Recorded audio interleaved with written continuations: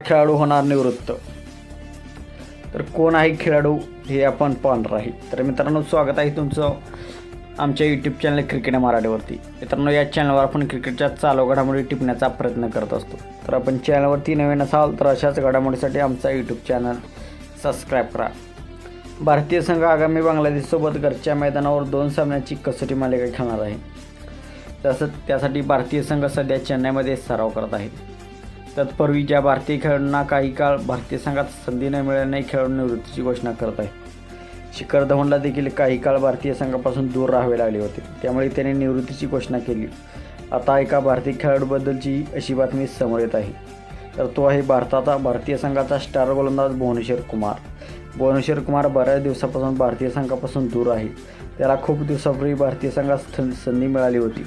त्याने भारतासाठी शेवटचा आंतरराष्ट्रीय सामना नोव्हेंबर 2022मध्ये खेळला होता. 2 वर्षे झाली तो संघातून बाहेर आहे. त्यामुळे चर्चा होऊ लागल्यात की भुवनेश्वर भारतीय संघात पुनरागमन होणे शक्य नाही, कारण भारतीय संघ सध्या युवा वेगवान गोलंदाजाकडे आकर्षित होऊ लागला आहे.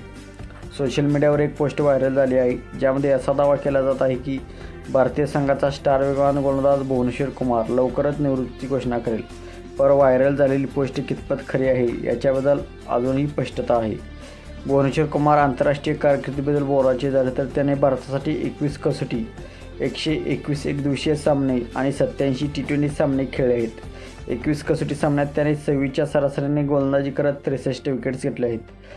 त्याने 96 वर 8 ही त्याची उत्कृष्ट गोलंदाजी राहिली आहे. 120 एकदिवसीय सामन्यात त्याने 35च्या सरासरीने गोलंदाजी करत 141 विकेट्स त्याच्या नावावर आहेत.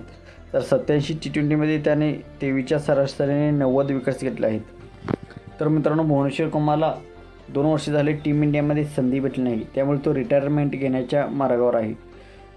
तर भुवनेश्वर कुमार रिटायरमेंट होईल.